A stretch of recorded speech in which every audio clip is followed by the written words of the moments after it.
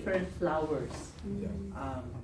I like most on April, the cherry blossom. Everybody's excited for that. And then on the month of May, we have roses. Roses. April also we have tulips. Tulips. So those are the usual flowers. And then May, roses. But you know, these flowers, they bloom, and then after several days, no more. But the Word of God stays forever. Amen? Amen. So this morning, we will keep on receiving the Word of God. If you want to stay forever, then feed your soul with the forever food. This is the Word of God. A little background, because this month of March, I asked you that we will be studying, getting spiritual food from the book of 1 Peter. So I hope and pray you are reading it, the 1 Peter book. And a little background on that, I have it. Could you, next please. We will go back to that later. No. Yes, another one. There. Okay, when was 1 Peter written and for whom? The Epistle of Peter is, it is known to be written by Apostle Peter, one of Jesus' 12 disciples. You know, Peter, he was the boastful one. When Jesus said, I will die, I will suffer, Peter said, no, I will fight for you. But when Jesus was captured, what did Peter do? Someone told him, oh, you are also his follower. Peter said, no, I don't know him. So Peter denied Jesus 3 times. The boastful, prideful Peter suddenly fought. He denied Jesus 3 times. But the story of Apostle Peter did not end there. Hallelujah. He failed, but Jesus restored him back. And this time, when Jesus restored him, gave him the Holy Spirit, Peter became truly powerful. Not just by his pride, he became spiritually powerful. He became a true follower of Jesus. And he even led the 12 disciples. And it was this time, this was the changed Peter. The Peter that was changed by the power of the Holy Spirit that wrote 1st and 2nd Peter. So he was the one who wrote this one. It was about 60 to 65 AD. It was the time when Christians were persecuted, okay, under the Roman Emperor Nero. If you know the story, Emperor Nero, he made the Christians like a game, you know, for fun. So he would capture Christian and put him on a arena. And then, when the Christians are there, he would allow lions to come out. So the Christians versus the lions. It's like a game, you know, like a video game. Who would win? So this was Nero's game. Christians versus lions. So imagine that. I'm imagining myself, it's so difficult, I don't think I can do that. But those Christians long time ago, God made them so strong and courageous that they were able to face the lions in the power of the Holy Spirit. Not just man who acts like lions, but real lions. And not tamed lions. Nowadays, you can see in the videos, there are lions, tigers that were already tamed. You can pet them. But these lions, which Nero used, were wild lions. And not only wild, they were hungry lions. Nero saw to it that they were never fed. These lions were not given food. So they would be very hungry, so that when they go inside the arena to meet the Christians, all these lions would be thinking was food. So they would really attack. Terrible persecutions. So it was happening. When Peter was writing this, it was starting to happen. The persecution. So Peter, it says there, Peter wrote this letter to encourage and exhort suffering Christians to remain faithful to Christ, even in the midst of trials. At the time of Peter's writing, according to the history, Christians were facing increasingly hostility and suffering for their faith. The letter is addressed to Christian community scattered across various provinces in Asia Minor, that is the modern-day Turkey, who were enduring both social and physical persecution. The persecution at this time was not yet that big, not yet, but it's starting.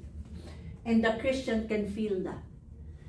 The Roman authorities was beginning to, think Christians are dangerous, so we have to put them down.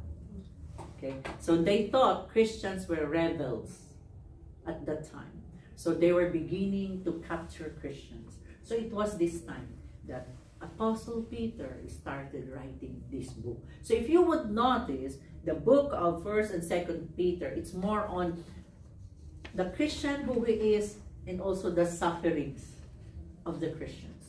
So this book will encourage us, will remind us, will rebuke us, will give us strength and courage to even face our sufferings nowadays.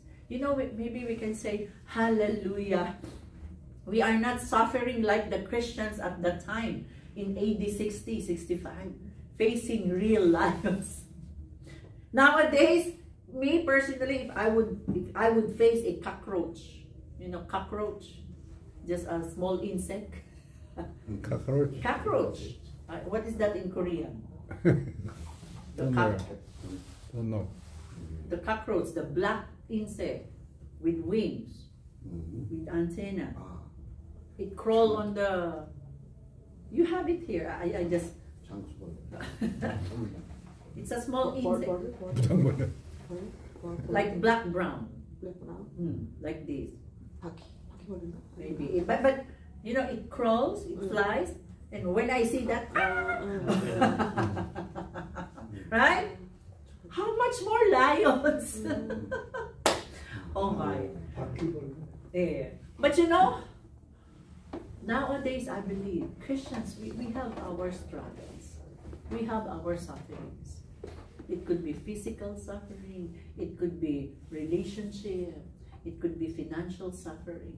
It could be social suffering. You have your struggles, right? And let this meditation today remind us. Becoming a Christian will not give us an excuse not to suffer. Oh, I'm a Christian already, so I will not be suffering. I'm sorry. That's not true. Because suffering is part of Christian's life. So this morning, I entitled our meditation. Let's go back to the first one. Chipsanin, thank you. First one. The essence of suffering. The essence. It has some importance. It has used. So, the essence of suffering. I took it from 1 Peter chapter 3, but we will just get some verses from there. And here, let's read mainly verses 17 to 18. Shall we read? 1 Peter 3, 17 to 18. For it is better, if it is God's will, to suffer for doing good than for doing evil. For Christ also suffered once for sins, the righteous for the unrighteous, to bring you to God. He was put to death in the body, but made alive in the spirit. Let us pray. Father God, open our hearts and minds as we receive from your words this morning. I pray, just anoint your servant, enable me to speak your truth, your powerful word. And I pray that let it penetrate our hearts, our mind, our soul, even our body, And let your words, God, capture us into loving you more. God, I pray, even for those who would be able to visit the YouTube preaching, God, I pray that you will also minister to them. Hallelujah. God, I give you all glory and praise, and humbly ask this in the mighty name of Jesus, our Savior and Lord. Amen. Amen. The essence of suffering. Let me give you 3 points on suffering. The first one, okay, next please. Suffering is life. Suffering is life. In the Philippines, we have a saying, if you say this to a Filipino, especially Filipina, she will really laugh. We have a saying in the Philippines, kilay is life. Life. Kilay is life. Kilay. Do you know what's kilay? Eyebrow. It means, especially women, you cannot go out of your house without fixing your kilay. So kilay is life. That's what Filipinas would say. Kilay is life. So here, suffering is life. What does it mean? Suffering happens. Okay? Suffering happens. I wrote there in our script. It is inevitable. You cannot run away from suffering. You can never say, okay, I'm already old. No need to suffer. No. You know what I noticed? The more you grow older, the more sufferings you will have. But I also noticed, the more sufferings you endure, the more you become stronger. Strong. Have you noticed? The more you become wiser. You know what to do when it happens again. So, suffering is life. Why? Because it is also needed. Needed for growth, for maturation here on earth. It is expected to happen in a person's life. It is expected to happen in our relationship. Okay? That's why, if you would notice, 1 Peter chapter 3, if you would notice, the verses, where did 1 Peter chapter 3 start? It started with husband and wife. Have you noticed? 1 Peter 3, verses 1 to 7, it's about husband and wife. You know, I ask, this chapter is more on suffering. How come it started with husband and wife? Actually, it was just continuation of chapter 2. But you notice, Apostle Peter included the husband and wife relationship. Because for those who are single, Gibson and Kim, getting married is not just bed of roses. They thought if you get married, oh, life will be awesome. Life will be beautiful. Isn't it? Really, it is and it's not. So, being married is a good life, but also filled with sufferings. For women, like, you know, getting pregnant, you're so excited, but during the birthing, the labor, terrible. The pain, suffering. So, I was smiling, oh, maybe that's why Apostle Peter included it. And remember, Apostle Peter was a married person. If you would check on the gospel, he has mother-in-law. Remember? In the gospel, his mother-in-law was so sick. And then Jesus visited Apostle Peter's house. And there's the story that says Jesus prayed or healed Apostle Peter's mother-in-law. And the mother-in-law rose up and served them. So it means Apostle Peter knew exactly how is it to be married. That's why he has the license to write about husband and wife. So it's here, he focused on husband and wife.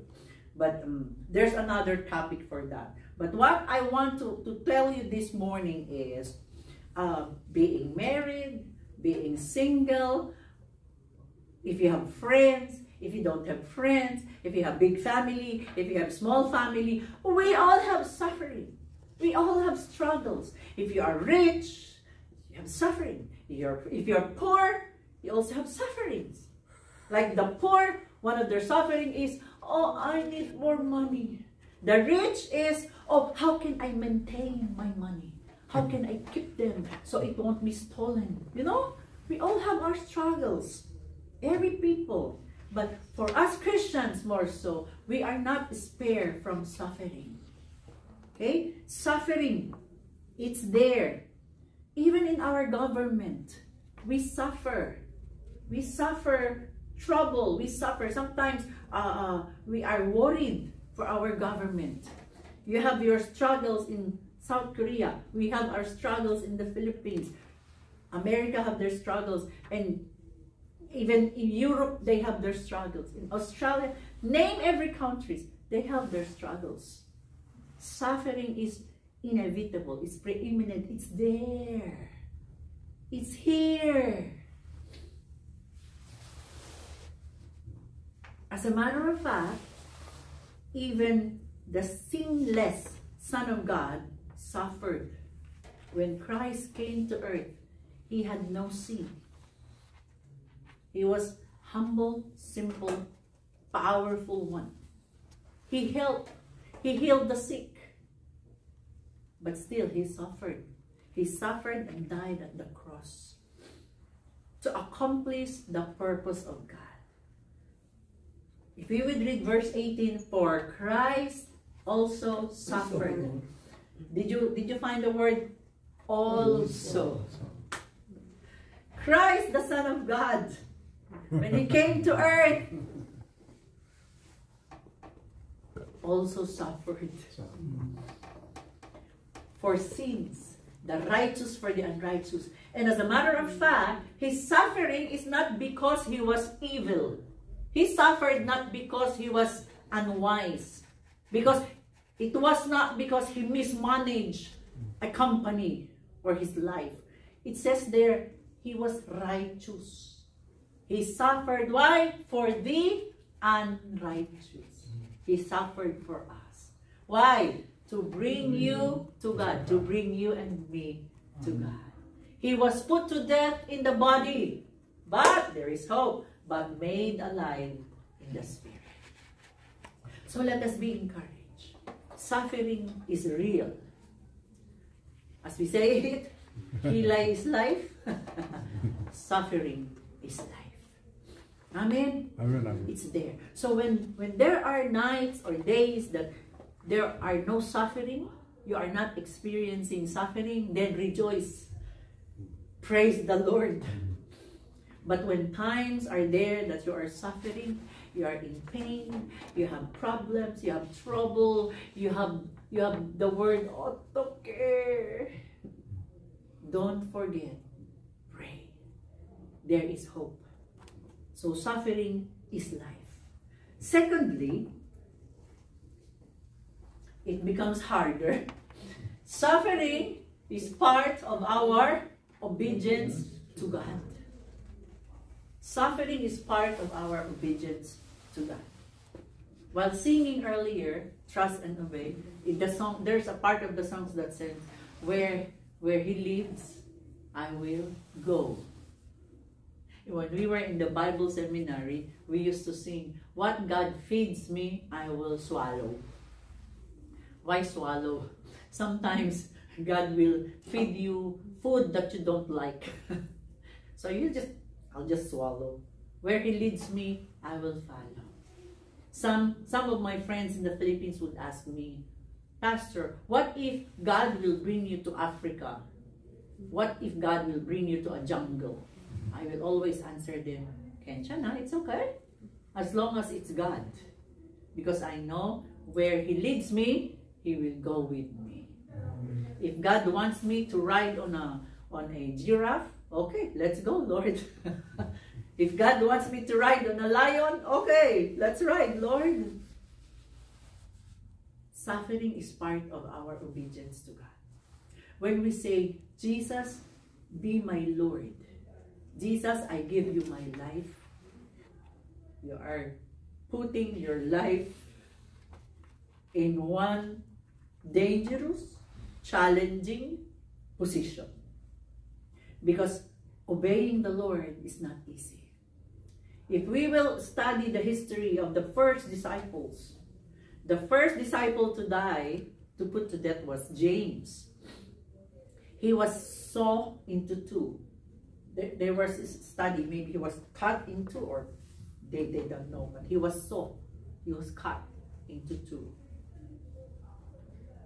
Apostle Peter, the author of the book we are studying today, he was crucified upside down. Yeah.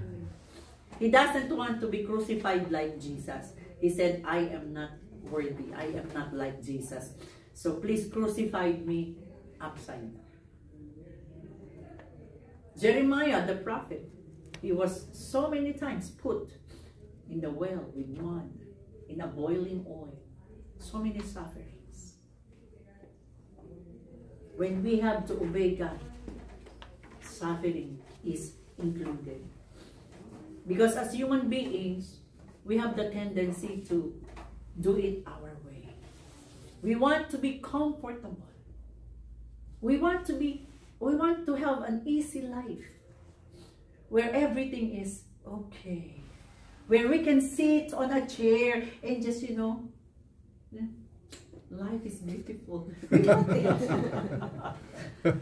But when we obey God, there are times that we won't be able to do that. There are times that we need to crawl. But remember this. If you're doing it, as the Bible says, it's better to suffer for good. Because God will be with us. Amen. Amen. Let us read the verse. Verse 8. Finally, all of you, be like-minded, be sympathetic, love one another, be compassionate and humble. Do not repay evil with evil or insult with insult. On the contrary, repay evil with blessing, because to this you were called, so that you may inherit a blessing. For, verse 10, whoever would love life and see good days must keep their tongue from evil and their lips from deceitful speech. They must turn from evil and do good. They must seek peace and pursue it. Wait, let's go back to the first verse. Look at this one. Is it easy to love one another? Especially loving a difficult person? If the person is kind, sweet, thoughtful, good, he is so easy to love. But if you met someone difficult, hard, stubborn, impatient, always burnt, it's difficult to love that person. But you see, we have to obey. It says here, because to this you were called. We are called to follow the word of God. Do not repay evil with evil. Is it easy? If someone hits you, what do you want to do? Fight back. Okay. Right? Yeah. Hit back. I think it's automatic. It's automatic. Like when you're hurt, ow! You respond. So, like, if you want to do it, but you stop yourself, it will cause you suffering. Right? It's suffering. If a people did something bad to you, and you want to repay, but then you think of God. It says there, we are called for peace. And then we have to just stop our emotion instead of retaliation, instead of paying back. We stop and try to be patient. Do you think it's easy? No, it's difficult. We suffer. But that's a kind of surrender. That's a kind of our obedience to God. Remember this. It says there, we must seek peace and pursue it. We must turn from evil and do good. Doing evil is like an instinct, human instinct, because human is sinful. It comes out naturally. So to stop that, we have to always depend on the Holy Spirit. As a child of God, we always have the Holy Spirit to remind us, to give us the strength and the power to do what pleases God. Amen? Amen. We have to endure patiently the pain. We have to love even the unlovable. We have to be kind even to those people who are so evil. We have to be compassionate. We have to be gracious. We have to be merciful. We have to give, to share to those people who are in need. Even if we ourselves, we have our own needs. For the sake of our obedience to God. For the sake of the Lord God, whom we call our Lord and Savior. Brothers and sisters, obeying the Lord is not easy. There is a verse in Mark. I'm sorry, I was not able to write there. It says there, if you want to be my disciple, said Jesus, you have to, 1, deny yourself. Tell yourself, if yourself wants to retaliate, tell yourself, no. If yourself wants to hate, you will say, no, forgive. If yourself wants to be selfish, you will tell yourself to be selfless. Because Jesus said, if you want to be my disciple, number 1, deny yourself. And saying no to yourself will cause you pain. It will cause us to suffer. I want it, Lord. I want it, Lord. But you don't do it. It will cause you to suffer. And Jesus said, deny yourself. What else? Pick up your cross. So, cross, we have to pick it up. Bring our own cross. Our own problems, our own loads. We have to carry it as we follow the Lord. And Jesus said, deny yourself, pick up your cross, and follow. We have to follow Him. Suffering is part of our obedience to God. But the third point is, let me give you hope. Don't feel bad. Oh, Pastor, what is the message today? Suffering is life. Suffering is part of our obedience to God. I don't think I can do that. Yeah, me too. Anybody here who wants to suffer? No one. No.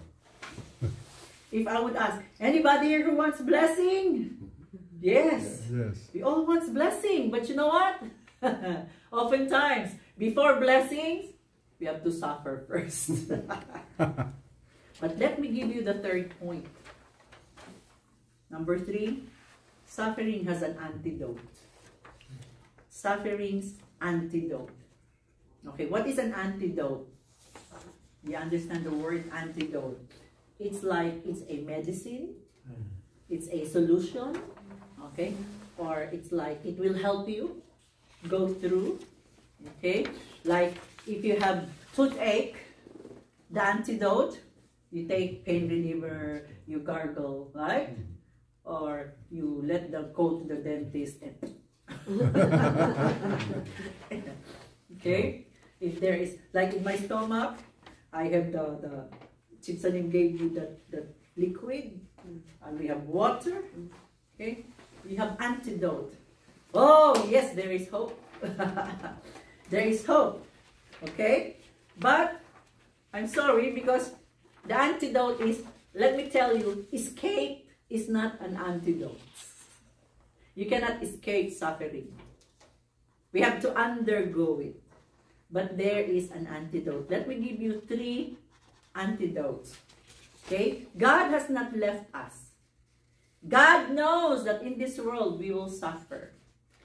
That's why Jesus said in the book of John, in this world you will have troubles. But be strong, because I have overcome the world.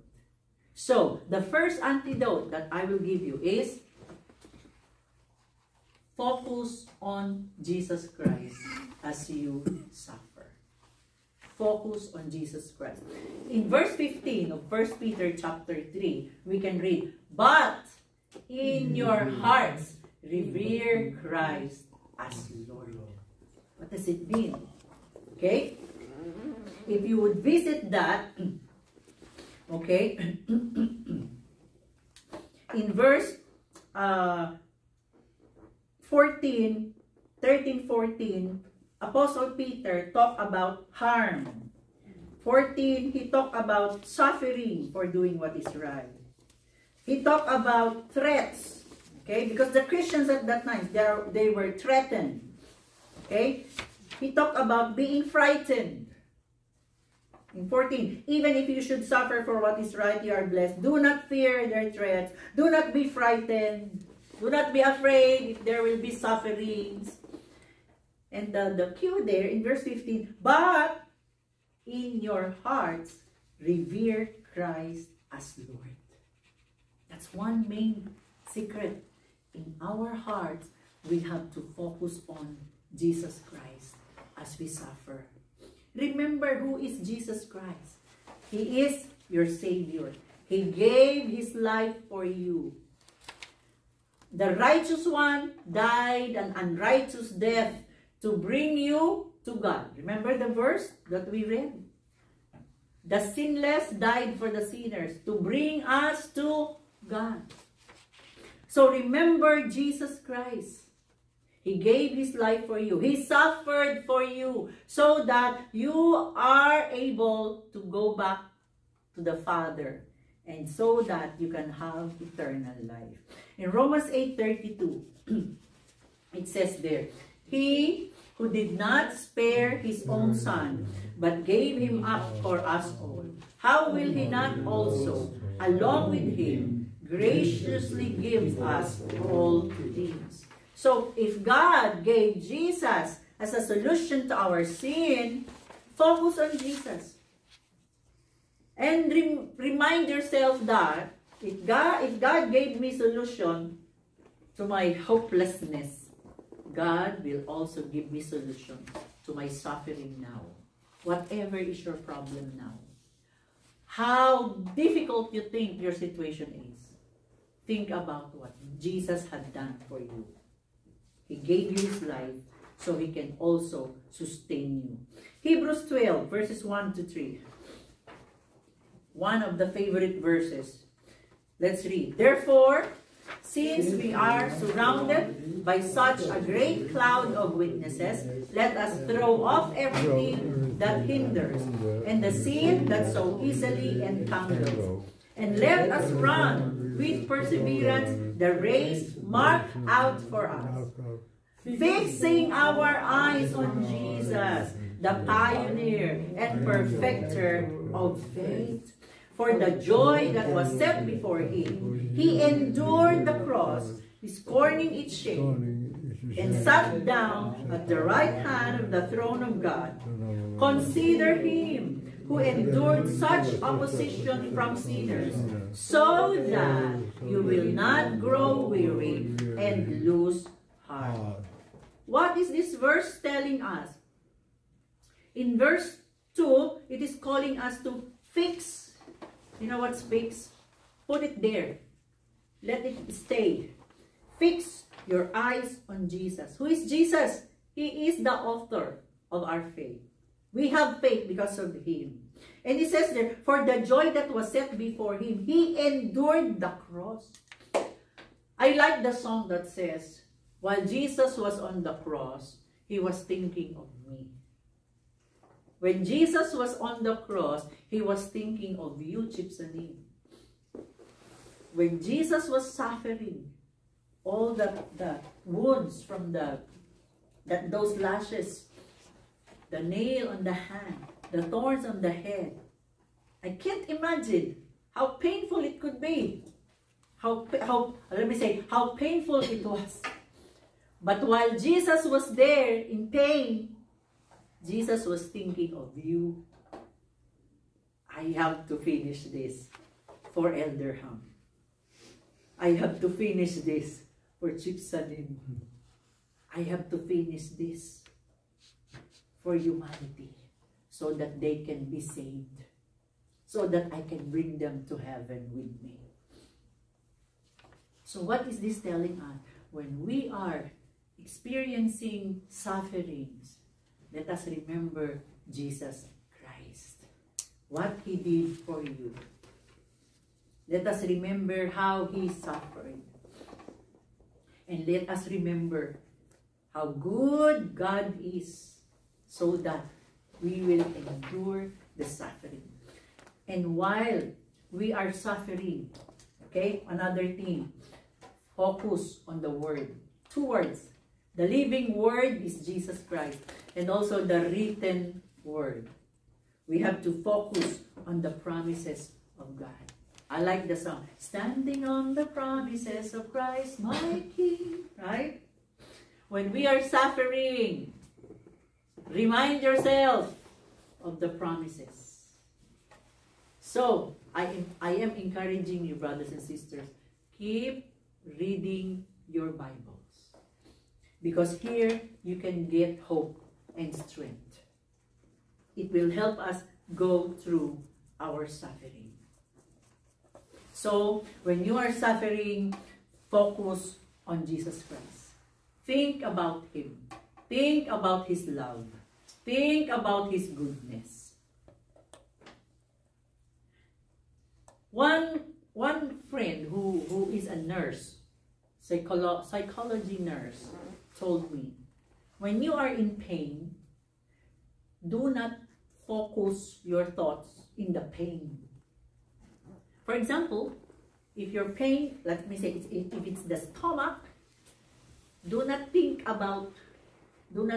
always of the pain in the stomach. Because she said, our brain, it has the power to command the body. The more you think of the pain, the more the pain will be stronger. So she said, instead of focusing your mind on the pain, think of something else. So I was telling her, oh, isn't it denial?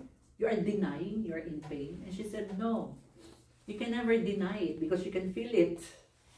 But you will not, you just have to focus your mind, your brain on something else, not on the pain. And you know what? The best solution I found out, when I'm in pain, I would really force myself to focus on the goodness of God. Amen. I would start meditating verses. I would start singing songs. Last night, as I was preparing the printing, I can feel pain. Because yesterday, I know it's my fault. My food intake was irregular. I ate like 12 and then I ate 3. It's not my regular time of eating.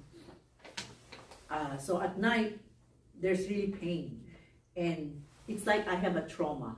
Whenever I feel that tiny pain, I'm beginning to be afraid because it might get worse. But instead of focusing on that, I kept praying. Focus on my work, and I kept declaring. Because you know, as I was flying back from Manila to here, there was fear in my mind. What if I would suffer the pain again in the airplane? And you know, early that morning, God gave me a promise, a wonderful verse in the gospel that says, my daughter, your suffering is over. I kept holding that verse. So last night, I kept telling, Lord, I hold on to that promise. My suffering is over. So I kept praying and then singing, praising God, finishing my work. And then I asked God, Lord, show me what to do. And the Holy Spirit will just give you ideas. Drink water. Take this. Take a little rice. Because your stomach is empty, so it's painful. So I took a little rice, water, and the fluid. Because I already took the fluid, but still painful. But praise God. And then I asked Pastor, pray for me. But you know what? I lay down there, slept, and I said, Lord, before I go back to bed, I said, Lord, let me sleep deeply. Praise God. I think I woke up at 7:30, 7:45. Praise the Lord for the rest. No more pain. So you see, brothers and sisters, when you're in pain, do not focus on the pain. Focus on Jesus Christ. Focus on the Word. Focus on the goodness of God. Start singing worship songs. Start clapping your hands to the Lord. I like the song of our brother Don Moen. Think about His love. Think about His goodness. Think about His grace that brought us through. I like that song. Focus on Him. Our God is a miracle working God. Amen? Amen. Focus on the right one. Who is it? Jesus Christ. Do not focus on your problem. Do not, because if you focus on your problem, it will just make you worry, worry, worry. And who among us, when we worry, worry, worry, will find solution to our problems? Shall worry give a solution? No. If we kept on worrying, worrying, worrying, then we will also be sick. Then we will also be stressed. And then we will have the anxiety disorder. So it's another problem. You have your problem, and because you worried, then you have another problem. But when we have problem, when we have difficulties, focus on the Lord. Pray. The Holy Spirit will give you wisdom on what to do. Letter B, the second antidote. Faithfully commit yourself to the Lord, even while you suffer. Let me use the verse 21 about water baptism. And this water symbolizes baptism that now saves you also. Not the removal of dirt from the body, but the pledge of a clear conscience towards God. Let me use the word pledge. Have you been water baptized? Have you been water baptized? Yeah. Yes. Water baptism, okay, it does not mean you are changing your religion. No? Many people from one religion, and then they come to know Jesus Christ, and then because the Bible says baptize them also, teaching them, okay, go and make disciples, baptizing them. So water baptism is very important, because although water baptism will not bring us to heaven, but water baptism is like a pledge. You are committing your life. It's a public confession. Public confession. Just like a wedding. Yeah? If you have boyfriend, girlfriend, okay, but if there is a wedding, you are declaring to the public that from that day on, you will be his husband and you will be his wife. It's a public declaration that you are pledging your commitment to one another. Same with water baptism. It's a public declaration that you are pledging your allegiance to God. You are pledging your commitment to God. Water baptism is not a change of religion. It is pledging your life, your soul, your body, your spirit to the God of heaven because you believe that Jesus died on the cross to save you, to forgive you. Amen. So if you haven't been, if you haven't undergo water baptism, you may think about it and do so. Now, water baptism is a pledge. You pledge yourself to God. So I mentioned there, in antidote letter B, faithfully commit yourself to the Lord, even while you suffer. When we suffer, we don't say, okay, God, I don't like you anymore because I'm suffering. No. Those people who come to God just to find a solution, and then they realize they still have problem. Those people had the tendency to backslide, turn away from God. But if the person understands who God is, how much God loves him, and his soul is more important than what is happening on this life here on earth.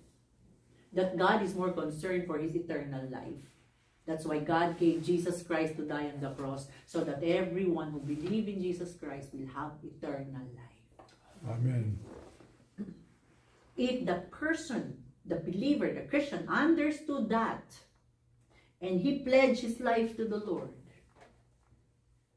even when we are facing sufferings, trials, difficulties, we would still go on with the Lord.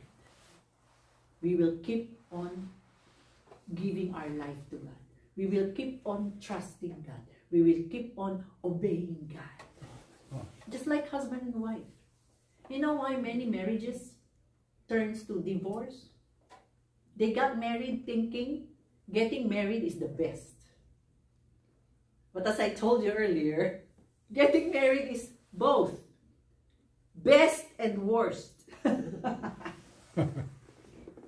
That's why marriage, like our relationship to God, is a commitment. Whether your expectation was fulfilled or not, whether you are truly satisfied or not, you stick together as husband and wife. No divorce. Same thing with our relationship with God. Trials will come, just like the early Christians. Imagine if they got caught during Nero's term. They would be put in the arena and they would be facing wild, hungry lion.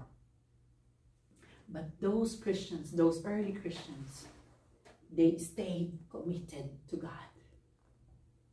Even until a lion ate them, attacked them. They stayed committed to God. Amen. We have to stay committed to God.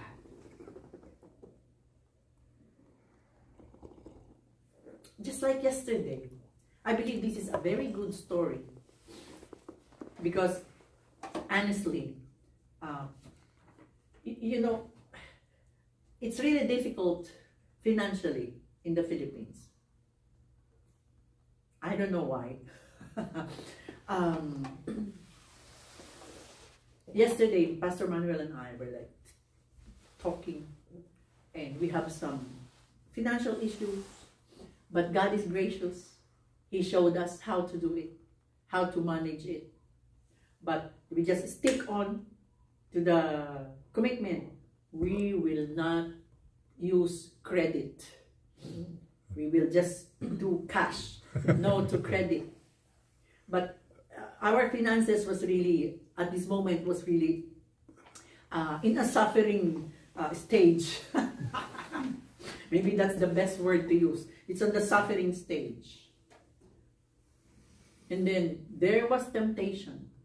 Pastor Manuel was tempted, maybe I should just go back to Korea because, you know, I can find a teaching work there, and, you know, finances in Korea is good. The income in Korea is high. So he was thinking, maybe I should just go back. But he said, but no.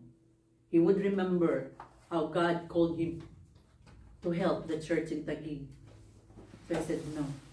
And then the Lord gave me this message. I told him, should we obey God only when things are, what's the word? I use the word, the Tagalog word for masagana. Should we obey God when we have abundance? Or should we obey Him whether we are in abundance or we are in lack?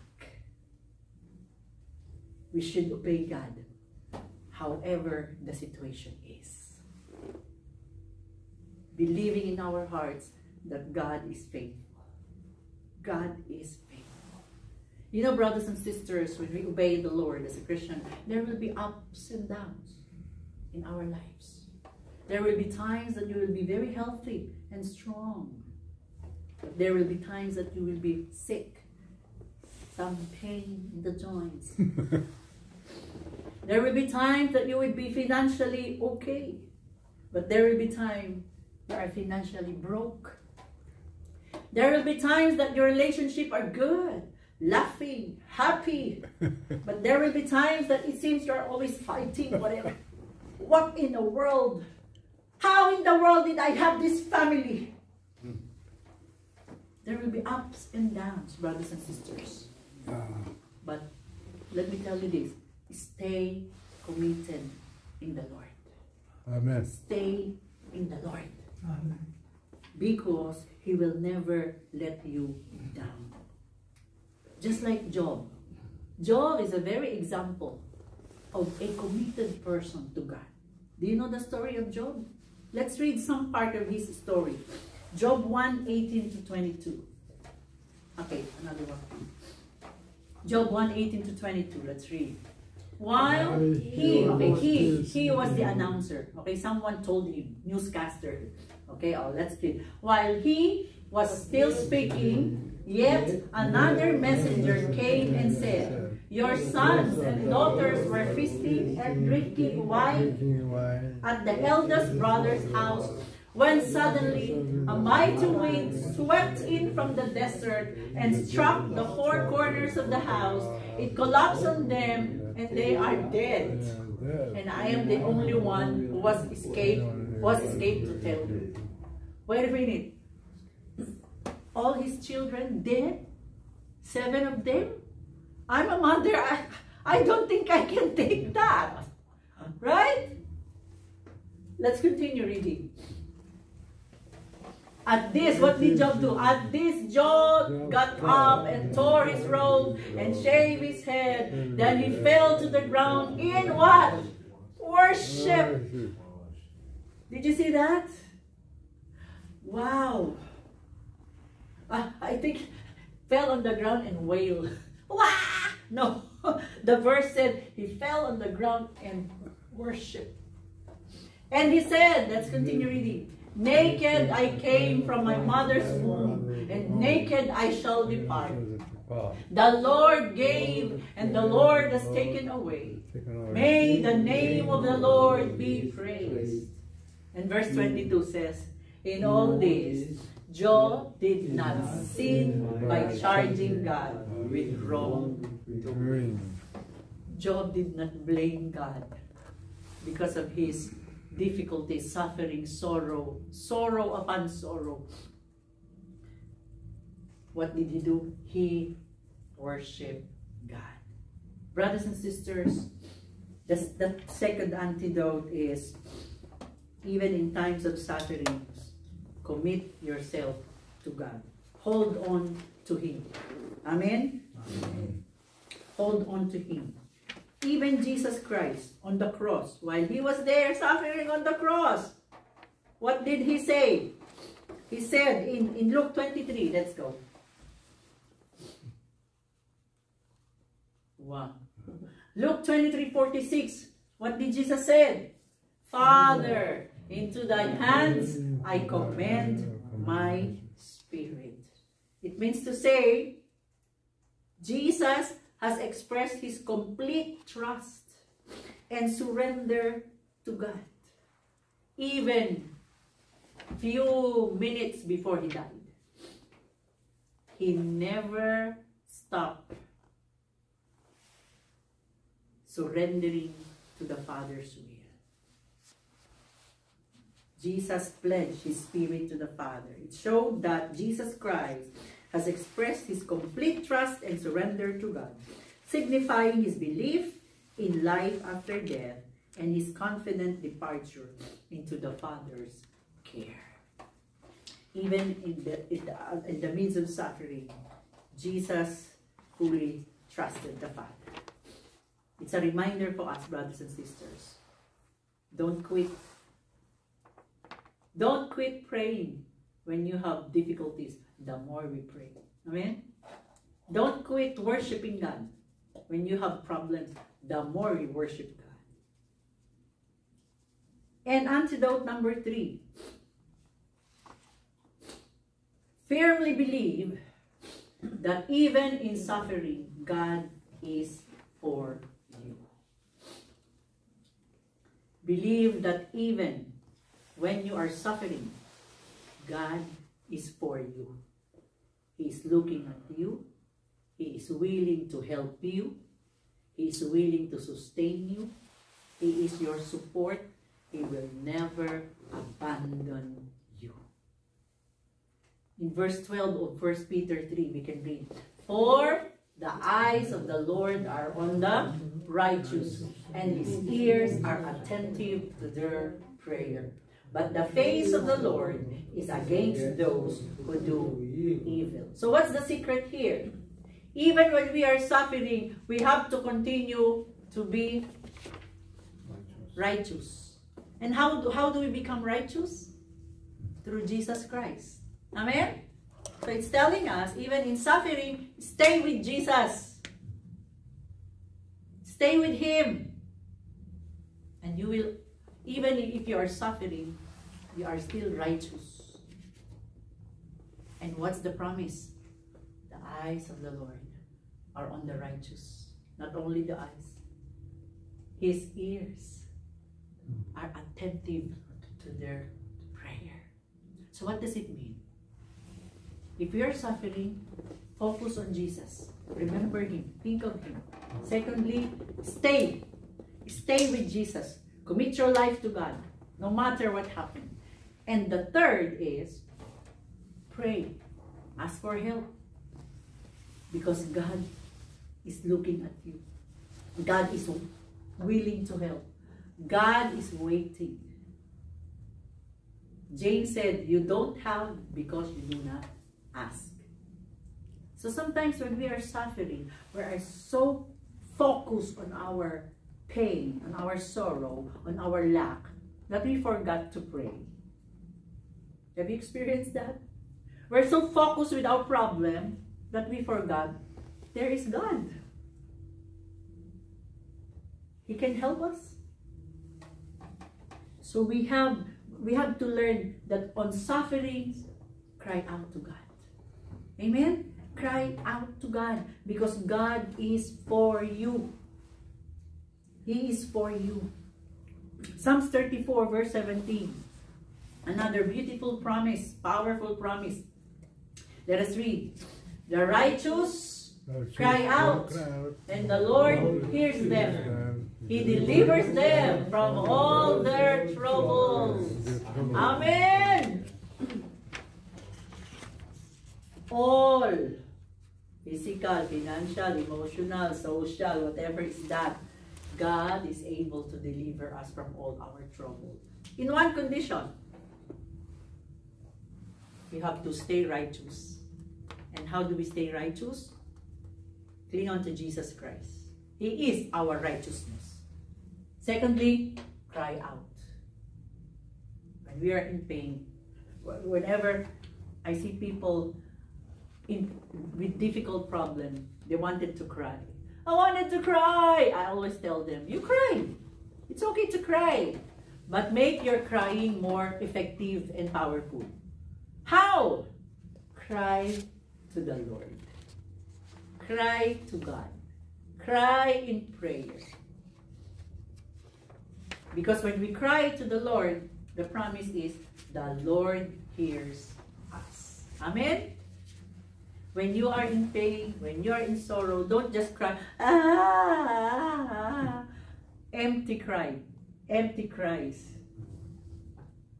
The best cry is, oh God, help me. I entrust to you my life. Help me. Give me solution. Show me what to do. God, help. That's the best cry. Amen? Amen. Because you're calling on the God of heaven and earth, the God who is powerful, the God who loves you, the God who says, nothing is impossible with me. Amen? Amen. So when you are suffering, remember this, God is for you. Let us pray. Loving Father, thank you for this reminder. Sometimes it's frightening to realize and understand that on earth, there will always be suffering for us. But thank you for the promises that even if suffering is life, and suffering is part of our obedience to you, but still, you have given us solution. As we suffer, help us to focus our eyes on Jesus, the one who suffered and died for us.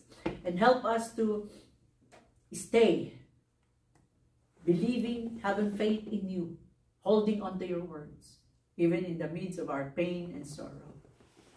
Just like Job, enable us to still worship you, even in the midst of our terrible needs.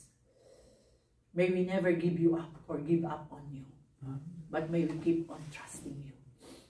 And Lord, thank you for the promise that even when we go through sufferings, we have a partner. We have you. You are our Emmanuel. You will never leave us. You will never abandon us. And you said in your words, blessed are those who put their trust in you. And also in your words, those who hope in the Lord will never be put to shame. You will give us the grace and the strength, the solution to go through our journeys full of sufferings. Thank you, Lord. Give us a faith that is so strong, strong enough to please you. Give us a faith strong enough to enable us to stay committed to you and your words. Lord, seal these words in our hearts. And when times that we are struggling because of sufferings, problems, difficulties, situations, remind us these words. Remind us your holy words. And help us to live with your words, live on your words, practice them, apply them to our lives. And Lord, I pray for my every brothers and sisters right now, whatever situation they are in. You know their sorrow, you know their struggles, you know their pains, you know their frustrations, you know their sufferings. Holy Spirit, I pray, strengthen them and enable them to keep devoting their lives to you. Seal these words in our heart, Lord. Thank you. This is our prayer. In Jesus' mighty name. Amen. Amen.